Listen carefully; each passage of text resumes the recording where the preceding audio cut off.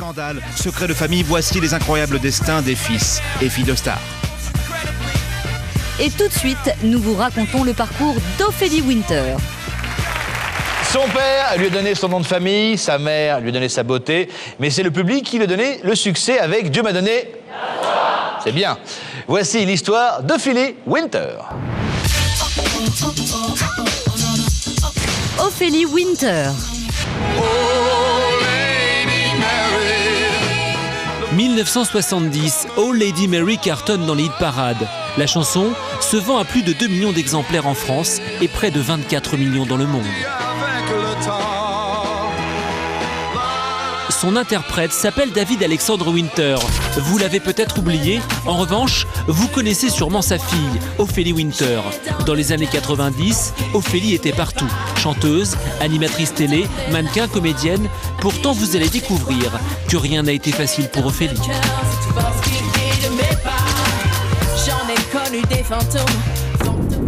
Je suis marquée par l'abandon, je suis marquée au fer rouge par ça, c'est mon père, donc c'est les années les plus importantes dans une vie, c'est quand on est petit, tout bébé. Et moi j'étais abandonnée tout bébé. Ophélie Winter, de son vrai nom Ophélie Cleary Cooper, est née le 20 février 1974. Elle a 2 ans quand son père David Alexandre part tenter sa chance aux États-Unis. Il abandonne sa femme et sa fille sans un sou, une blessure qui aura du mal à cicatriser. Le truc le pire dont je me souviens, c'est quand on était à l'école, on avait un appartement et on le louait pendant qu'on était à l'école. On allait habiter chez des copains pour que ma mère ait un peu d'argent pour nous filer à manger. Donc quand on mangeait de la viande, c'était wouhou, la fête. Malgré tout, Ophélie décide de suivre les traces de son père. Comme lui, elle veut chanter. C'est un ami de sa mère qui lui offre sa première apparition à la télévision. Nous sommes en 1980.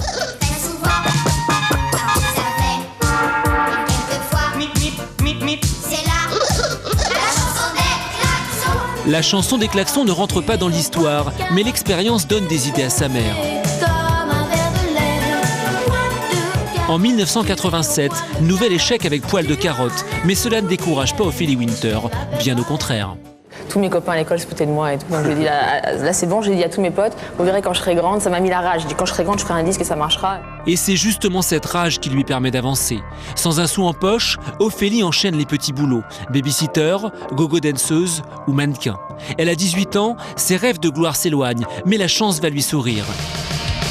La directrice des variétés d'une chaîne lui propose de devenir animatrice de télévision. Merci.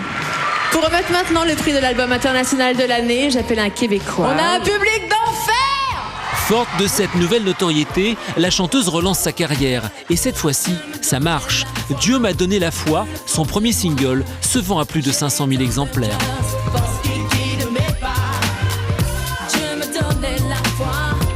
3 ans plus tard, Ophélie récidive avec un second album, un triomphe lui aussi.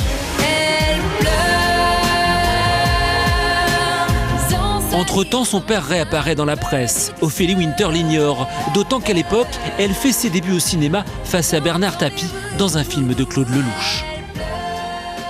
J'ai réservé tout le restaurant. Vous avez loué tout le restaurant? Ah non, j'ai pas loué, j'ai réservé tout le restaurant.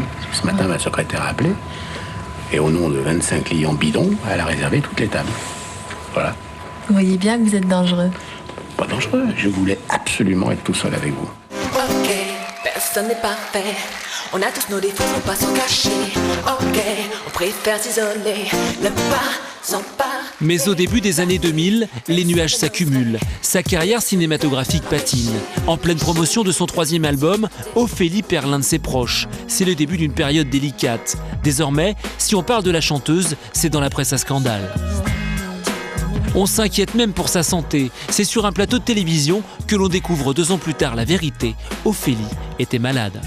J'ai mûri à travers malheureusement la maladie et la souffrance, mais ça m'a bien...